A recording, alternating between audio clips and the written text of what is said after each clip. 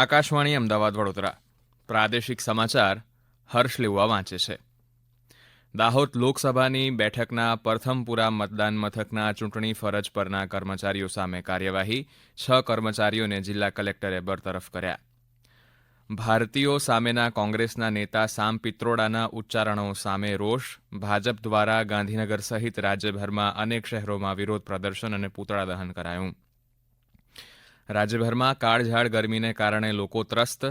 આગામી 2 દિવસમાં ડાંગ સહિતના વિસ્તારોમાં હળવા વરસાદની આગાહી. ભાવનગરમાં પ્રી મોન્સૂન બેઠક યોજાઈ. ગુજરાતના લોકપ્રિય સાહિત્યકાર રઘુવીર ચૌધરીને સાહિત્ય અને શિક્ષણ ક્ષેત્રે ઉત્કૃષ્ટ સેવા બદલ પદ્મશ્રી એવોર્ડ એનાયત. નવી દિલ્હીમાં રાષ્ટ્રપતિના હસ્તે એવોર્ડ અર્પણ કરાયો.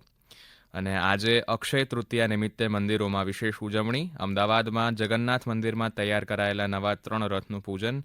પરશુરામ જયંતિ નિમિત્તે શોભાયાત્રાનું પણ આયોજન. દાહોદ લોકસભા ચૂંટણીમાં ગેરરીતિ કરનાર સામે જિલ્લા કલેક્ટર દ્વારા ચૂંટણીમાં ફરજમાં બેદરકારી રાખનાર કર્મચારીઓ સામે કાર્યવાહી કરવામાં આવી છે.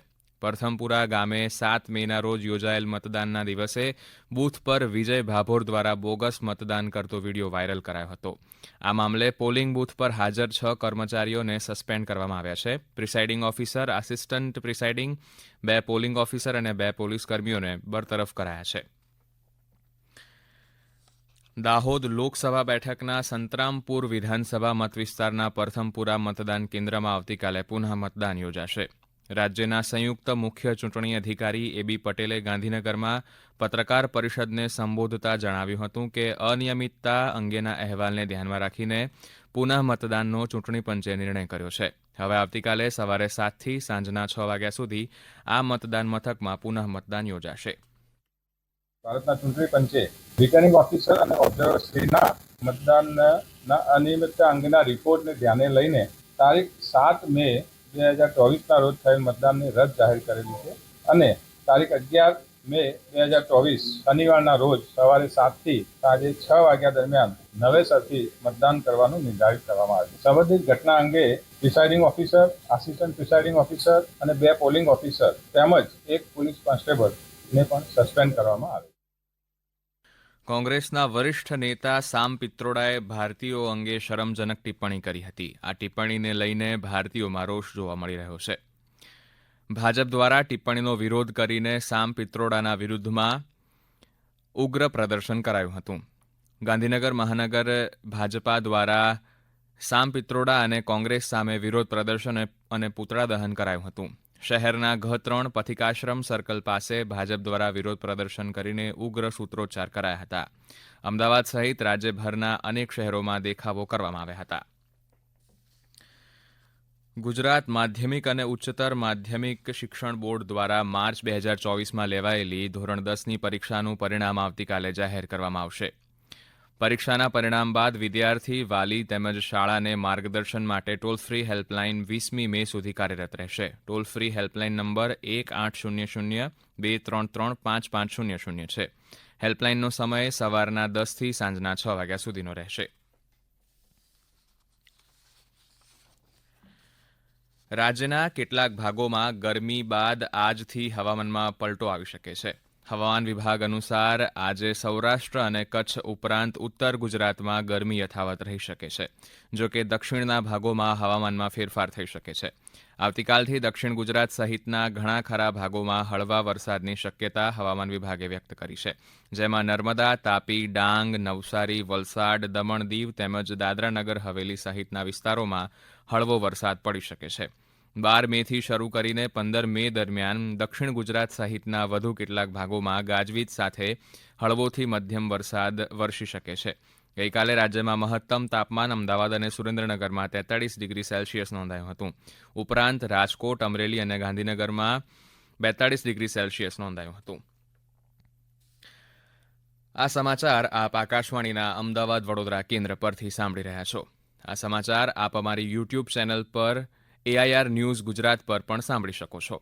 વધુ સમાચાર માટે આપ અમારા ટ્વિટર હેન્ડલ AIR_news_ABAD ને ફોલો કરી શકો છો. ભાવનગર કલેક્ટર RK મહેતાના અધ્યક્ષ સ્થાને પ્રી મોન્સૂન બેઠક યોજાઈ હતી. આ બેઠકમાં ચોમાસા પહેલાની તૈયારીઓની સમીક્ષા કરવામાં આવી હતી. જિલ્લા કલેક્ટરે પ્રી મોન્સૂનની તૈયારીઓ માટે જિલ્લાના મામલતદારો, તાલુકા વિકાસ અધિકારીઓ, નગરપાલિકાના ચીફ ઓફિસરોને ગ્રામ્ય અને નગર ડિઝાસ્ટર મેનેજમેન્ટ પ્લાન અપડેટ કરવા જણાવાયું હતું. તરવૈયા અને રેસ્ક્યુ ટીમો તૈયાર કરીને કોઈપણ સ્થિતિને પહોંચી વળવા માટે તૈયાર રહેવા સૂચના આપવામાં આવી હતી. પૂરના કારણે સ્થળાંતર કરી શકે તેવા વિસ્તારો ચકાસી વૈકલ્પિક વ્યવસ્થા કરવા, નીચાણવાળા વિસ્તારોના ઝૂંપડાઓમાં વસતા નાગરિકોને ભારે વરસાદ કે પૂરની સ્થિતિમાં સમયસર ચેતવણી મળે અને સલામત સ્થળે ખસેડવા સુરક્ષિત સ્થળો ચકાસવા જણાવાયું હતું. આ ઉપરાંત રોગચાળો ન ફેલાય તે માટે મેડિકલ ટીમો સાથે દવાઓનો પૂરતો જથ્થો ઉપલબ્ધ રાખવા પણ સૂચના આપી હતી. આશ્રય સ્થાનો માટે ઉપયોગમાં લેવાની શાળાઓના મકાનની ચકાસણીની પણ તૈયારી કરવા જણાવાયું હતું. નવી દિલ્હીમાં રાષ્ટ્રપતિ ભવન ખાતે રાષ્ટ્રપતિ દ્રૌપદી મુર્મુના હસ્તે પદ્મ પુરસ્કાર એનાયત કરવામાં આવ્યા છે, જેમાં ગુજરાતી કવિ, વાર્તાકાર, નવલકથાકાર, નાટ્યકાર, ચરિત્રકાર, વિવેચક અને સાહિત્યકાર રઘુવીર ચૌધરીને સાહિત્ય અને શિક્ષણ ક્ષેત્રમાં પ્રદાન બદલ પદ્મશ્રી એવોર્ડથી સન્માનિત કરવામાં આવ્યા છે. આ સમારોહમાં પ્રસિદ્ધ કલાકાર ડોક્ટર વૈજયંતી માલા બાલી અને તેલુગુ ફિલ્મ અભિનેતા ચિરંજીવીને પદ્મ વિભૂષણથી સન્માનિત કરાયા હતા. એશિયામાં સર્વોચ્ચ ન્યાયાલયના પ્રથમ મહિલા ન્યાયાધીશ એમ ફાતિમા બીવીને મરણોપરાંત પદ્મભૂષણ પ્રદાન કરાયો હતો. ઉપરાંત પ્રસિદ્ધ હૃદયરોગ નિષ્ણાત ડોક્ટર અશ્વિન બાલચંદ મહેતા તેમજ અનુભવી રાજકીય નેતા ઓ રાજગોપાલને પદ્મશ્રી પુરસ્કારથી સન્માનિત કરાયા હતા.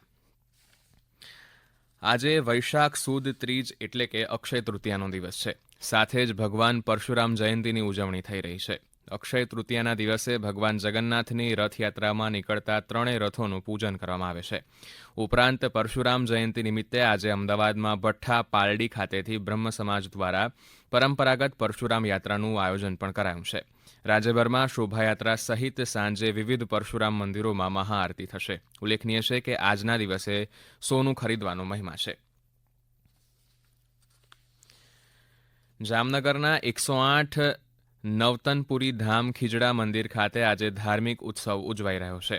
શહેરનું 400 વર્ષથી પણ જૂની આ ધાર્મિક સંસ્થાનું મંદિર ભૂકંપ બાદ ક્ષતિગ્રસ્ત થયું હતું. આજે અક્ષય તૃતીયાના દિવસે શુભ મુહૂર્તમાં મંદિરમાં ઉત્સવ ઉજવવામાં આવશે. મંદિરના કૃષ્ણમણી મહારાજના જણાવ્યા અનુસાર આ ઉત્સવમાં માત્ર જામનગર જ નહીં પણ રાજ્ય બહાર અને વિદેશથી પણ અનેક ભક્તો અનુયાયીઓ જોડાશે. હિમાચલ પ્રદેશના કુમારહટ્ટીમાં ગત અઠવાડિયે યોજાયેલી નેશનલ કરાટે ફાઇટ લીગની ત્રીજી આવૃત્તિમાં દીવના 10 બાળકોએ કુલ 10 ચંદ્રકો જીત્યા છે.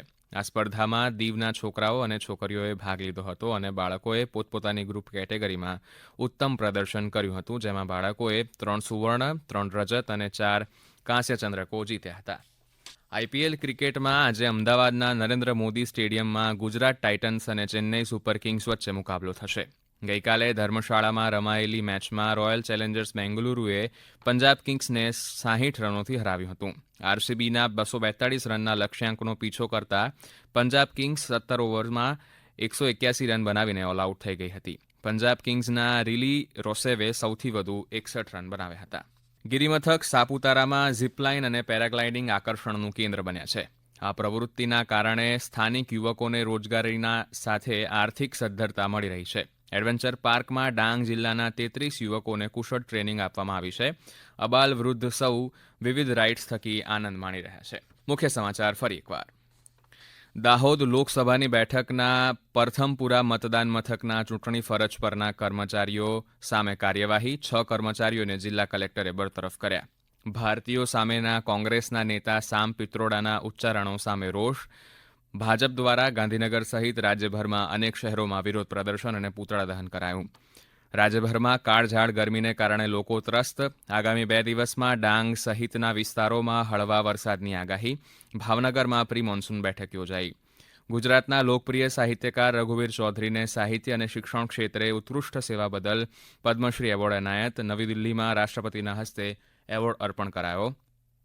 અને આજે અક્ષય તૃતીયા નિમિત્તે મંદિરોમાં વિશેષ ઉજવણી. અમદાવાદમાં જગન્નાથ મંદિરમાં તૈયાર કરાયેલા નવા 3 રથનું પૂજન.